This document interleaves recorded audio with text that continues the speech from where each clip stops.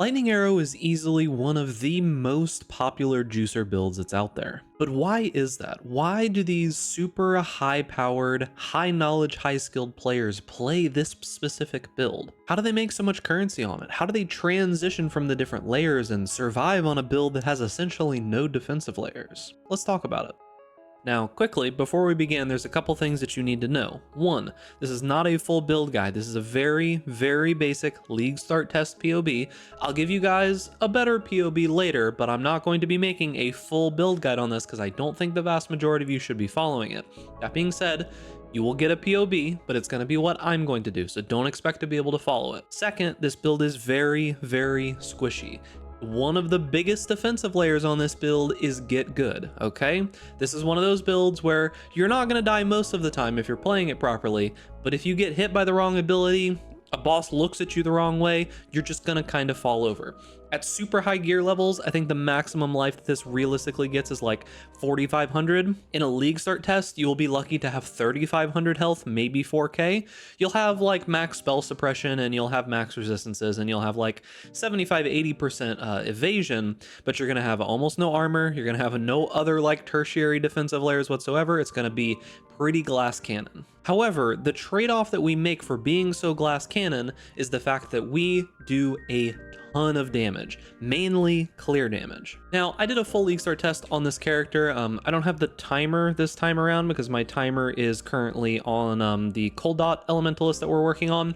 But it was around 12 hours is how long it took. You can go check out the VODs that are in the live tab on my YouTube channel if you want to see any of the run that we did with this character. But compared to the Bone Shatter character that we did before, the bosses, for me, were significantly easier and we were doing way more damage.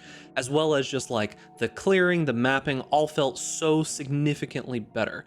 For me. You may not experience the same thing. That's why I'm making this video, to make sure that you can test it if you would like, just to see, okay, yeah, you're getting one shot by literally everything. Maybe don't play this build. However, this is the character that we've got here. Now, this character has no crazy gear. I would say the best piece of gear on this entire character is probably these boots. I got super lucky with these boots, found them on the ground like this, crafted maximum life on the first try, and we got the good enchant on the third lab that we did. Rest of our gear is kind of whatever. This chest piece is also pretty good, but I exalted this after we had already finished everything and got lucky with that evasion mod that's on there. Previously, this was literally just like suppress and cold resist, and I crafted something on it. And then the bow, this is going to be a 454 elemental DPS bow. You can very easily in Trade League get something significantly better than that. And in my like SSF that I did, I had like a couple bows that were similar. This one was 409, this one was 447. Like I had a couple of bows that I found that were very similar to the one that I'm using. This one is just ever so slightly better. So no crazy gear. I'll quickly mouse over any of this if you're interested in seeing it, so you could double check for what my gear actually is. I don't have any jewels or anything allocated, just very basic tree, super similar to what you're gonna see in the POB in a little bit. However, I was able to get through from the beach all the way until Eater and Exarch being down in about 12 hours. And it wasn't a bad 12 hours either. That was my second ever attempt at even playing this character. I'd never played Lightning Arrow before, and it went pretty smoothly for me. Now, why would you play a build like this? So the whole idea behind this build is that this is just a big, dumb bow build. It's a big, dumb mapping bow build. Now, keep in mind, when I do one of these random maps that I'm about to run here, I don't even know, what do I have here? When I do this random map here, the Atlas on my standard or Crucible thing is kind of crazy and there's some intense stuff going on, so I have no idea how this is going to go. Sure, avoid elemental ailments is terrible for me. Reduce the effect of non-curse auras is terrible for me. But I kind of want to give you an idea here of like the amount of clear that this build has with essentially no gear. So we're going to run into here. This is just a random tier 16 on my normal Crucible tree. And let's see. So we run through, and as you can kind of see, I mean, we just mow down packs with nothing gear. This is SSF gear with nothing on it, right? and I can still clear through all of this.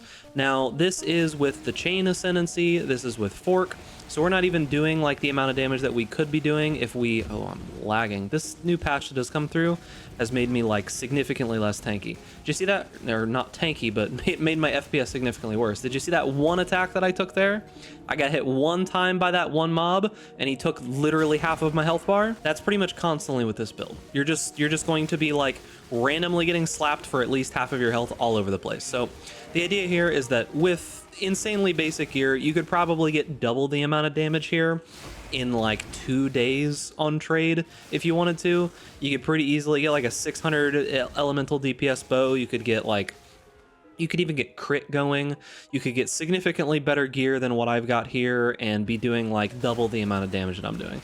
I'm on a 5 link for single target and a 4 link for my clear right now, so I have nothing. And as you can see in my like normal crucible tree, which has got like a whole bunch of random stuff on it, in a tier 16 map that has avoid elemental ailments, monster movement speed, and 72% reduction of non-curse auras, I'm still clearing perfectly fine, right? With terrible SSF gear. So the whole idea here and the way that this build works is that we've got lightning arrow, which is just going to be chaining and forking all over the place. When you get to the super end game, you put like chain in your main link and then you drop the chain on the ascendancy. So you'll see here that I do have this ricochet node here. You drop this, you take far shot instead, you drop point blank, but I'll talk about that in a little bit. But the idea here is that you're going to be mainly using lightning arrow for your clear. It's going to chain, it's going to fork all over the place. For your single target, you're going to be using artillery ballista. Now, why artillery ballista? So the idea behind this ballista is that it's just one of the base ballistas, so you don't need to waste an entire additional skill gem like one of your slots to get extra damage. And the idea behind this is it fires a salvo of attacks that uses our massive amount of just like flat added damage to attacks to hit a ton of times and get a really high effectiveness of damage.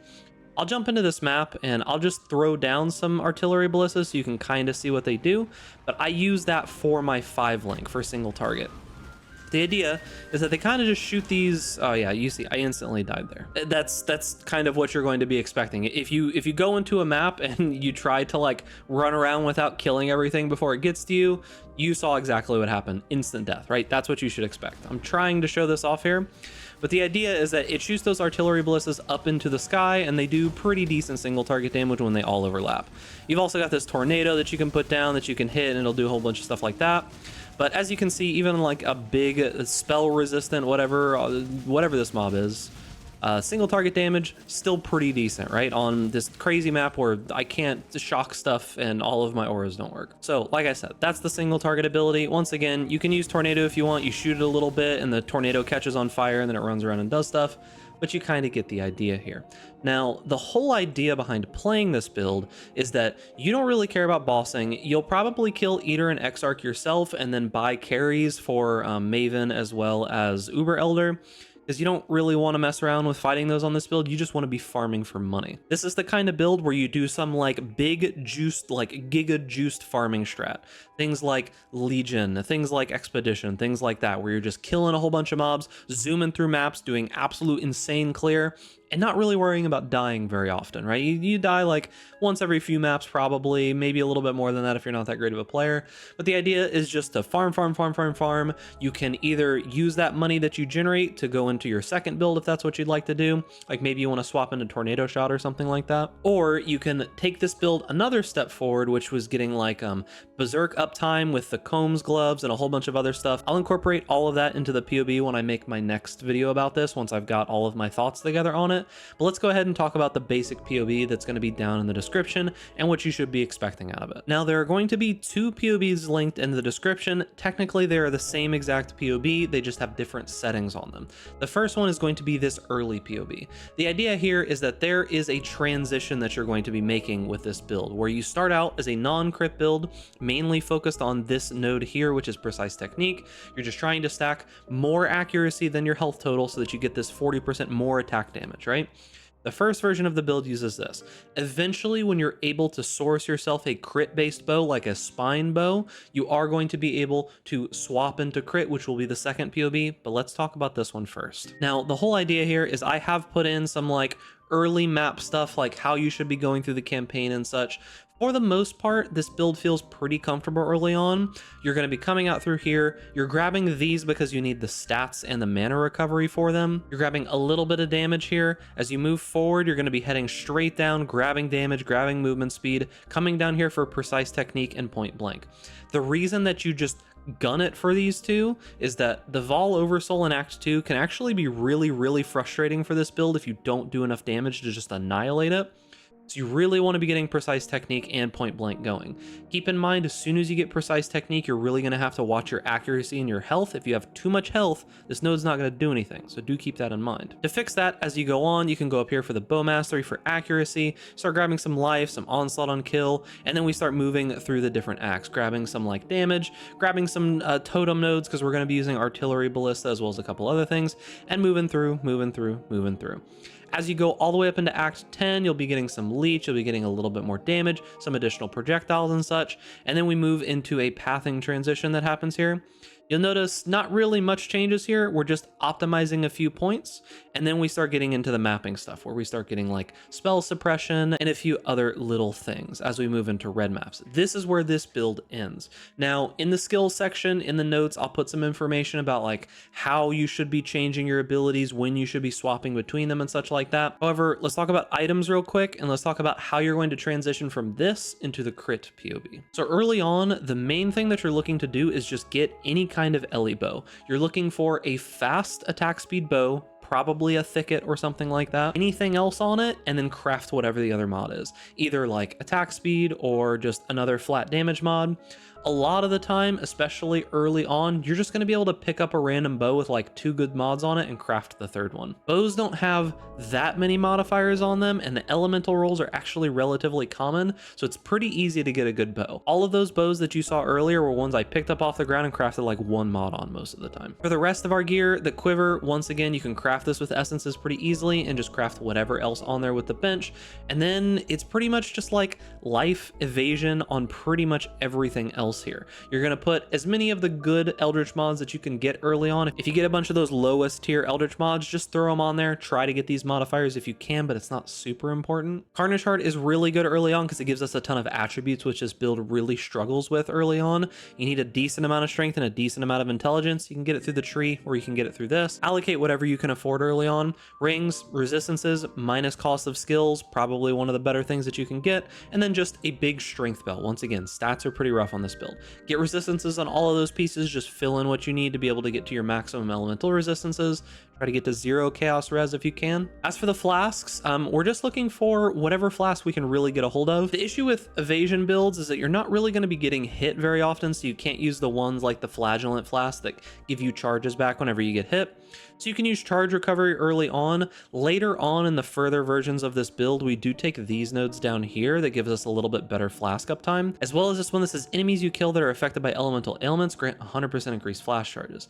That pretty much allows us to have like infinite flash charges while we're clearing. When it comes to skills, we've got lightning arrow. You are going to want to prioritize your big links like your chest piece on your artillery ballista. Your clear will be perfectly fine on a 4-link. You saw me in the map earlier. That was a tier 16 map with complete trash gear, way worse than what's in this POB. And then your big link should be your artillery ballista. Early on, I've just got 5 links for both of these. Your 6 link, however, should be this artillery ballista. Now, you can use focus ballista on this, but in my opinion, especially early on, the whole idea of using focus ballista is just to maximize the damage. You should be putting down these artillery ballistas and just letting them attack the boss, right?